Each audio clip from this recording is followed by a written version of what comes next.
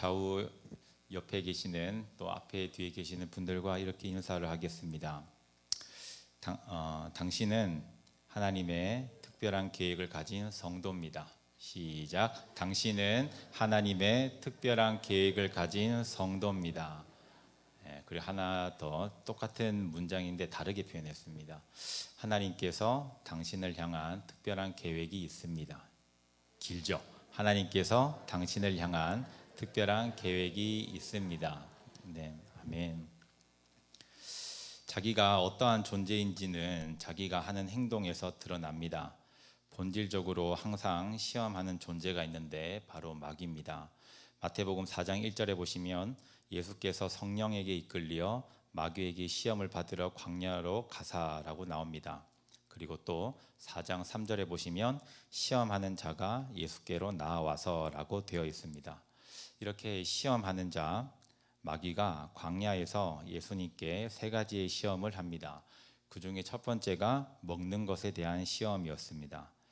4장 3절에 보시면 내가 만일 하나님의 아들이거든 명하여 이 돌들로 떡덩이가 되게 하라 라고 말씀하죠. 40일을 밤낮으로 금식하신 후에 줄이신 예수님께서 마귀가 먹는 것으로 시험을 했던 겁니다. 그러자 예수님은 시험하는 마귀를 대적을 하시는데 4장 4절에는 기록되었으되 라고 시작을 합니다. 그래서 즉 예수님께서는 하나님의 말씀으로 마귀를 대적했다는 것이죠. 그러면 그 기록된 내용이 뭐냐면 좀 나옵니다. 사람이 떡으로만 살 것이 아니요 하나님의 입으로부터 나오는 모든 말씀으로 살 것이다 라는 말씀입니다. 이것은 구약성경 신명기 8장 3절의 말씀을 인용한 것인데 이 말씀으로 예수님께서는 마귀를 대적한 것입니다. 창조주 예수님께서는 사람이 영과 육으로 이루어진 것을 아십니다. 육은 떡이 필요하고 영은 하나님의 입으로부터 나오는 모든 말씀이 필요함을 예수님께서는 아셨습니다. 그래서 사람이 떡으로만 살 것이 아니라 하나님의 입으로부터 나오는 모든 말씀으로 살 것이라고 말씀을 하신 거죠. 우리는 사람은 떡으로 산다는 현장감 있는 모습을 구약시대의 한 사건을 통해서 알 수가 있습니다. 바로 출애굽기 16장에 나오는 만나와 메추라기 사건입니다. 애굽에서 400여 년의 길고 긴 시간을 노예로 지나다가 하나님의 은혜로 애굽을 빠져나온 출애굽 사건이 있죠. 출애굽을 할 때 10가지 하나님의 능력을 직접 경험한 이스라엘 백성들입니다. 그리고 일교차가 엄청난 광야에서 구름 기둥과 불 기둥으로 보호해 주신 하나님의 능력을 직접 경험한 이스라엘 백성들입니다. 그리고 쫓아오는 애굽의 수많은 마병들을 피해서 홍해를 건널 때 살아있는 하나님의 능력을 직접 두 눈으로 목도한 이스라엘 백성들입니다. 그리고 또 수르 광야 엘림에서 물을 얻지 못하자 물샘 12과 종려나무 70그루로 풍성한 물을 공급하신 능력의 하나님을 직접 경험한 이스라엘 백성들이 이제는 신광야에 이릅니다. 굶주린 이스라엘 백성들이 모세와 아론을 원망합니다. 출애굽기 16장 3절에 보시면 이스라엘 자손이 그들에게 이르되 우리가 애굽 땅에서 고기 가마 곁에 앉아 있던 때와 떡을 배불리 먹던 때에 여호와의 손에 죽었더라면 좋았을 것을 너희가 이 광야로 우리를 인도해 내어 이 온 회중이 줄여 죽게 하는구나 라고 나옵니다. 근데 여기서 이스라엘 백성들의 죄된 본성이 나타납니다. 그들은 애굽 땅에 있을 때에 즉 노예로 있을 때에 자기들이 직접 말한 것처럼 정말 고기 가마 곁에 앉아 있었을까요? 고기 가마 곁에 있었다는 말은 고기를 내가 자유롭게 먹는다는 그런 의미겠죠. 그리고 정말 떡을 배불리 먹던 때가 있었겠습니까? 당시의 노예의 개념과 출애굽기에 기록된 내용들과 그리고 그들의 고된 노역을 역사적으로 증명된 노역들을 종합해 볼 때에 그럴 가능성은 전혀 없습니다. 그러므로 그들의 거짓말과 욕심을 우리가 볼 수 있는 대목이죠. 출애굽기 16장 7절에 보시면 그때 16장 7절입니다. 네, 아침에는 너희가 여호와의 영광을 보리니 이는 여호와께서 너희가 자기를 향하여 원망함을 들으셨습니다. 우리가 누구이기에 너희가 우리에게 대하여 원망하느냐라고 말씀하는데, 이스라엘 온 회중은 모세와 아론에게 먹을 것을 달라고 원망을 했지만 실제적으로는 모세와 아론이 아니라 바로 하나님이 들으셨음을 우리는 알 수가 있습니다. 그래서 하나님께서 16장 4절에 이렇게 대답을 하셨던 거죠. 출애굽기 16장 4절입니다. 그때 여호와께서 모세에게 이르시되 보라, 내가 너희를 위하여 하늘에서 양식을 비같이 내리리니 백성이 나가서 일용할 것을 날마다 거둘 것이라. 이같이 하여 그들이 내 율법을 준행하나 아니하나 내가 시험하리라 라고 말씀을 합니다. 하늘에서 양식을 비같이 내려주겠다. 대신에 너희는 나가서 일용할 것, 즉 하루에 필요한 양만큼만 나가서 날마다 거두어라 라고 말씀을 하시죠.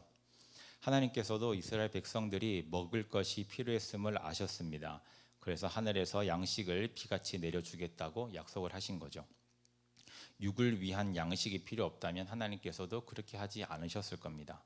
하나님의 약속대로 저녁에는 메추라기가 와서 진을 덮고 또 아침에는 이슬이 진 주위에 있어서 그 이슬이 마른 후에 광야 지면에 작고 둥글며 서리 같은 것이 생겼습니다. 바로 하나님께서 이스라엘 백성들에게 주어서 먹게 하신 육의 양식입니다. 그런데 하나님께서 양식을 주실 때 뭐라고 하셨죠? 출애굽기 16장 16절입니다. 여호와께서 이같이 명령하시기를 너희 각 사람은 먹을 만큼만 이것을 거둘지니 곧 너희 사람 수효대로 한 사람의 한 오멜씩 거두되 각 사람이 그의 장막에 있는 자들을 위하여 거둘지니라 라고 말씀을 한 걸 보면 한 사람의 한 오멜씩 거두게 한 것이 하나님께서 보시기에 제일 좋았던 모습입니다. 그래서 18절에도 많이 거둔 자도 남음이 없고 적게 거둔 자도 부족함이 없이 각 사람을 먹을 만큼만 거두었더라 라고 기록이 되어 있습니다. 그러나 본성적인 죄인인 이스라엘 백성들의 행동은 하나님의 기대와 사뭇 다릅니다. 일용할 양식을 날마다 거두어라라는 하나님의 말씀에 불순종하여서 욕심을 내며 한 오멜보다 더 많이 챙겼습니다. 더 챙긴 만나를 챙겨 두었더니 결국 하루가 지나자 벌레가 생기고 냄새가 나는 상황이 발생을 한 겁니다.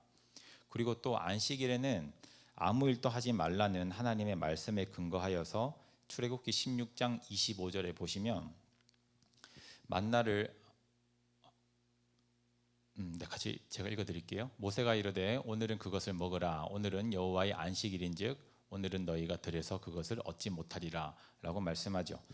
출애굽기 16장 25절에 보시면 만나를 구하러 나가도 아무것도 없을 것이다 라고 말씀을 하셨지만 욕심이 많고 불순종이 몸에 배인 이스라엘 백성들은 안식일에 밖으로 나가서 만나를 챙기려고 했습니다. 그런데 하나님의 말씀과 같이 아무것도 얻지를 못했죠. 결국 하나님께서는 28절의 말씀과 같이 어느 때까지 너희가 내 계명을 내 율법을 지키지 아니하려고 하느냐라고 진노를 하십니다. 이처럼 하나님께서도 육의 양식의 필요성은 인정을 하셨습니다. 그래서 이스라엘 백성에게 만나와 메추라기를 먹이시며 그들의 육이 살 수 있도록 해 주셨어요. 그런데 육의 필요성만 느낀 이스라엘 백성들의 결과는 불순종과 욕심과 그리고 하나님의 진노였고 결국에는 사망이었습니다. 로마서 8장 5절과 6절입니다. 우리가 잘 아는 말씀이죠. 로마서 8장 5절과 6절 말씀입니다. PPT 없나요? 우리 한번 찾아볼까요, 성경? 로마서 8장 5절에서 6절입니다.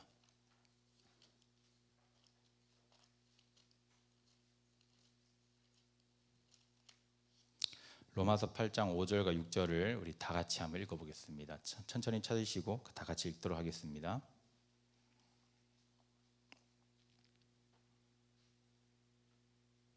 다 찾으셨으면 저희 한 목소리로 읽겠습니다. 육신을 따르는 자는 육신의 일을, 영을 따르는 자는 영의 일을 생각하나니 육신의 생각은 사망이요 영의 생각은 생명과 평안이니라. 아멘. 육신을 위한 것만을 요구한 이스라엘 백성들은 육신을 따르는 자이고 그들은 육신의 일을 하는 자이며 그리고 육신의 생각의 결과인 사망, 즉 멸망을 맞이할 수밖에 없었습니다. 육신의 것만 찾았기 때문이에요. 육신의 생각인 사망과 또 멸망에서 벗어날 수 있는 유일한 길이 아까 우리가 처음에 읽었던 마태복음 4장에서 예수님께서 말씀하셨던 하나님의 입으로부터 나오는 모든 말씀으로 살 것이라가 근거입니다. 우리 육신에게 양식이 필요하듯이 우리 영혼에게도 꼭 필요한 양식이 있습니다. 바로 하나님의 입으로부터 나오는 모든 말씀입니다. 예수님께서 디베리아의 갈릴리 바다 건너편 산에서 말씀을 전하십니다. 수많은 무리가 모였는데 이미 여러 병자들에게 행하신 치유의 표적으로 말미암아 많은 사람들이 모였습니다. 신기하기도 했고 또 나도 저렇게 치유받았으면 좋겠다라는 소망을 가지고 모였겠죠. 말씀을 전하시던 중에 주님께서 눈을 들어서 보시니 큰 무리가 있습니다. 먹을 것도 잊어버리고 말씀을 듣는 그들을 불쌍히 여기셔서 주님께서는 빌립에게 묻습니다. 빌립아, 우리가 어디서 떡을 사서 이 사람들을 먹일 수 있겠느냐? 라고 묻자 빌립이 대답을 합니다. 주님, 각 사람으로 조금씩 받게 할지라도 200데나리온의 떡이 부족하겠습니다. 라고 대답을 합니다. 이때 베드로의 형제인 안드레가 한 아이의 보리떡 5개와 물고기 2마리를 가지고 주님 앞에 나타납니다. 그러자 주님께서는 그 떡과 물고기를 축사하신 후에 앉아있는 자들에게 나눠주시는데 5,000명을 먹이고도 남을 정도의 양이었습니다. 이 모습을 본 사람들이 말하기를 이는 참으로 세상에 오실 그 선지자다라고 말합니다. 그런데 그들의 진짜 속마음은 우리의 임금으로 삼자. 그래서 이 배고픔도 해결하고 로마의 이 지긋지긋한 압제에서 벗어나자라는 마음이었습니다. 그런데 사람의 마음을 아시는 주님이시기 때문에 그 의도를 아시고 다시 혼자 산으로 올라가시고 기도를 하러 떠나십니다. 이튿날 무리가 또 예수님을 찾습니다. 그 무리들이 찾는 이유는 뭐냐면 육의 것을 찾기 위해서예요. 임금을 삼으려고. 그래서 먹을 것과 입을 것과 이런 로마의 압제에서 벗어나기 위해서. 가버나움에서 예수님을 만난 그들이 아주 반갑게 주님께 인사를 건넵니다. 랍비여, 선생님, 언제 여기 오셨습니까? 라고 묻습니다. 그 인사에 주님은 돌려 말하지 않고 직접적으로 대답을 하십니다. 요한복음 6장 26절입니다. 예수께서 대답하여 이르시되 내가 진실로 진실로 너희에게 이르노니 너희가 나를 찾는 것은 표적을 본 까닭이 아니요 떡을 먹고 배부른 까닭이다 라고 말씀을 합니다. 여기서 표적이라는 의미는 예수님은 하나님이시고 예수님은 구원자라는 의미입니다. 이렇게 그들이 주님을 따르는 이유가 주님을 하나님의 아들이요 나의 구세주라는 신앙 고백에서가 아니라 육신을 배부르게 해주기 때문에 따라다닌다는 것을 아셨습니다. 그래서 그들을 책망을 하시죠. 6장 27절에 보시면 예수님께서 이어서 뭐라 말씀하시냐면 너희는 썩을 양식을 위해서 일하지 말고 영생하도록 있는 양식을 위하여 일하라. 이 양식은 인자인 내가 너희에게 주겠다라고 말씀을 하십니다. 그러자 제자들이 또 질문을 합니다. 주님, 그러면 우리가 어떻게 하여야 하나님의 일을 할 수가 있습니까? 하나님의 일을 하는 것이 도대체 무엇입니까? 라고 질문을 해요. 그래서 주님께서 그 대답을 하시기를 6장 29절입니다. 하나님께서 보내신 일을 믿는 것이 하나님의 일이다 라고 대답을 하십니다. 그러니까 정리를 하면 썩지 않는 양식을 위해서 믿는 것이 뭐냐면 하나님의 보내신 자를 믿는 거다. 즉 예수를 그리스도를 믿는 것이고 예수를 나의 죄에서 구원할 자로 믿는 거다라는 의미입니다.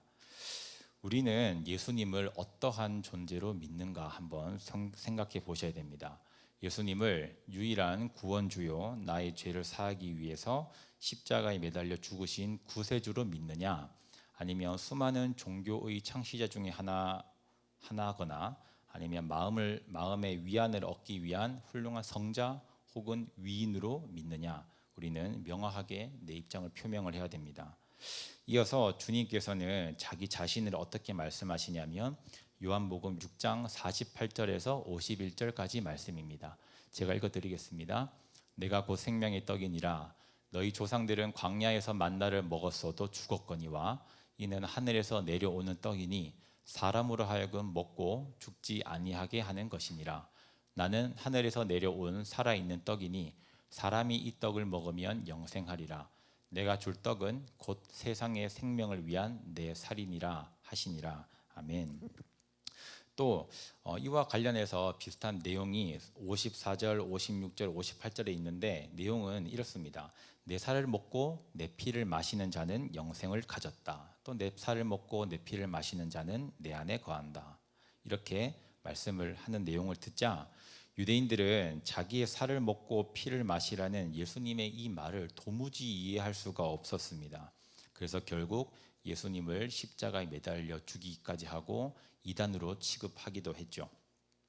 그런데 우리는 감사하게도 지금 이 말이 정확하게는 정확하게 용어적으로 의미는 어렵지만 이 말 뜻이 어떠한 것인가를 우리는 다 이해를 하고 있죠. 왜냐하면 우리 안에 성령 하나님께서 계시기 때문에 그 성령 하나님께서 그 말씀을 우리로 하여금 오해 없이 이해할 수 있도록 도와주시기 때문입니다. 그게 우리가 정말 축복받은 사건입니다. 그래서 예수님을 우리는 생명의 양식이고 그리고 영생의 피로 우리는 믿고 그 예수님을 의지해야 됩니다. 영생의 양식인 예수님의 살을 먹고 예수님의 피를 마시는 길 외에는 다른 길이 없습니다. 예수님의 몸이 뭐냐면 우리 인간의 몸은 흙으로 되어 있지만 예수님의 육체는 말씀으로 되어 있습니다. 예수님은 원래 하나님이시고 말씀으로 존재하셨어요. 그런데 그 말씀이신 그분이 육신을 입고 이 땅에 오신 게 우리가 볼 수 있는 예수님입니다. 요한복음 1장 1절과 1장 14절에 보시면 그렇게 나오죠. 태초에 말씀이 계시니라 말씀이 하나님과 함께 계셨으니 이 말씀은 곧 하나님이시니라. 아들이 있는 자에게는 생명이 있고 저거 아닌데요. 네. 1장 14절인데. 네. 그래서 따라서 예수의 살과 피는 창세기 1장 1절에서부터 요한계시록 22장 22절까지 전체가 다 예수입니다. 그리고 그 예수님의 몸과 그리고 살과 피를 먹는다는 것은 내가 이 말씀을 내가 말씀대로 사는 것을 의미합니다. 그래서 마태복음 4장 4절에도 보시면 그냥 말씀이라고 안 놓고 모든 말씀이라고 표현을 해놨죠. 이 말씀을 먹는다는 것은 우리가 그냥 우스갯소리로 뜯어 먹는다 그런 개념이 아니라 이 말씀대로 사는 것을 의미를 하는데 하나님의 말씀을 듣고 또 마음으로 받아서 말씀대로 살아가는 삶이 내 영의 양식인 예수님의 살과 피를 먹는 것입니다. 내 영혼은 언제나 생명의 양식인 예수님을 갈망합니다. 육신이 필요한 것은 빨리 눈치를 채도 영혼이 갈망하는 요청은 우리는 둔해서 잘 알지 못합니다. 배고프면 먹지만 영이 갈급하면 우리는 기도를 하고 말씀대로 살고자 몸부림을 쳐야 되는데 그냥 무시하는 경우가 참 많죠. 요한일서 5장 12절에 보시면 아들이 있는 자에게는 생명이 있고 하나님의 아들이 없는 자에게는 생명이 없다라고 말씀을 합니다. 이 말은 예수가 주시는 생명으로 영혼의 요구를 내가 충족하지 못하면 그 누구라도 영원히 멸망할 수밖에 없음을 의미합니다. 영의 생명의 양식이시고 또 하나님의 입으로 나오는 모든 말씀이신 그 예수님께서는 우리 인간의 영혼을 죽음에서 살릴 생명을 주시기 위해서 이 땅에 육신을 입고 오셨습니다. 쉽게 말해서 죽기 위해서 이 땅에 오신 겁니다. 십자가에서 피 흘려 죽으셔서 우리를 죄와 사망과 저주에서 구원하신 게 예수님입니다. 그리고 우리에게 예수의 피의 공로로 의지해서 회개할 기회를 주셨습니다. 예수님의 피의 공로로 죄 사함 받는 것은 내 영혼에 있어서 이 세상 어떠한 것보다 가장 중요한 일이고 또 죽은 내 영혼을 다시 살릴 수 있는 유일한 길입니다. 우리는 생명의 양식을 먹음으로써 또 살고 싶어하는 내 영혼의 갈망의 요청에 귀를 기울여야 됩니다. 내 영혼의 갈망을 무시한 채로 내 육신의 생각만 따라가다가는 영원히 형벌을 받게 되는데 우리는 절대 그래서는 안 되겠죠. 사도 바울이 이야기를 하고 말씀을 정리하겠습니다. 사도 바울은 로마 시민권자였습니다. 그리고 유대의 공회원이었고 당대 최고의 석학인 가말리엘이라는 사람의 제자였습니다. 가말리엘은 평생 8명밖에 제자를 안 뒀다고 해요. 근데 그 중에서도 1등인 사람이 바울입니다. 우리가 지금 흔히 아는 그 정도의 수준이 아니라 정말 정말 대단한 사람이 바울이거든요. 근데 그 바울의 지식과 권세를 따를 자는 이 세상에 없을 만큼 정말 대단한 사람이었습니다. 그렇게 바울은 대단한 사람이었지만 결국 바울은 육의 양식만 먹고 산 육의 사람이었던 겁니다.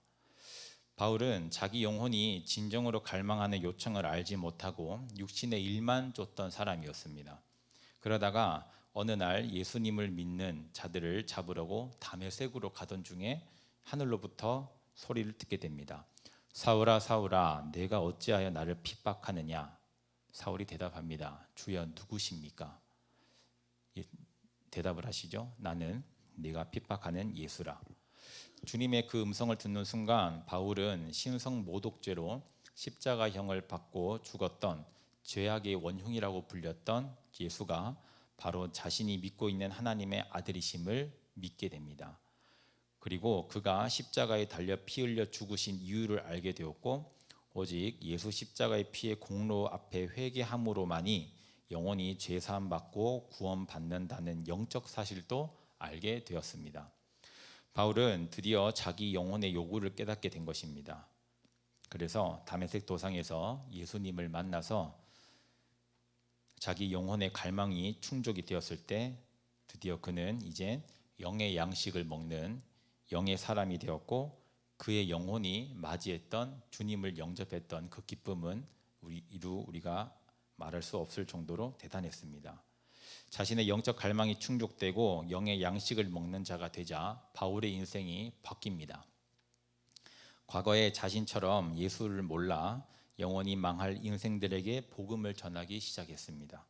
온갖 고통과 어려움을 당해도 예수님을 몰라서 죄로 지옥 가는 이웃 영혼을 살리기 위해서 평생을 복음 전파를 위해서 살다가 마침내 순교하기까지 한 사도 바울입니다. 왜냐하면 사도 바울은 이제 육의 사람에서 벗어나 영의 사람이 되었기 때문입니다. 이게 바로 영의 양식을 먹는 자의 모습입니다. 오늘 우리는 어떠한 양식을 먹으러 왔는지 한번 잘 생각을 해보시기 바랍니다. 영의 양식 그리고 생명의 양식, 다른 말로 예수님의 살과 피를 먹는 것은 우리가 이제 찬양하면서 기도하면서 하는 행동일 것입니다. 대신에 우리가 그냥 아무 근거 없이 하는 것이 아니라 말씀에 근거해서 예수님의 십자가 사건이 내 사건이 되어야 되고 또 예수님의 죽음이 내 죽음이 되어야 되고 주님의 부활이 내 부활이 되는 것, 그게 바로 내가 주님의 살과 피를 먹는 것입니다. 그래서 그 영생의 양식을 오늘 찬양과 기도를 통해서 풍성히 먹고 영생을 얻는 우리 모두가 되었으면 좋겠습니다. 기도하겠습니다. 참 좋으신 주님, 오늘 말씀을 통해서 영의 양식을 먹었습니다. 앞으로 있을 찬양과 기도를 통해서도 그 영의 양식이 나에게 풍성히 오게 하시고 내가 그 양식을 먹게 하옵소서. 내가 그 영의 양식을 먹음으로 말미암아 내 신앙의 고백을 하는 자가 되게 하시고 내 인생이 앞으로 육을 위한 자가 아니라 영을 위한 자로 바뀔 수 있도록 주님께서 나를 만나 주시옵소서. 감사드리며 예수님의 이름으로 기도합니다. 아멘.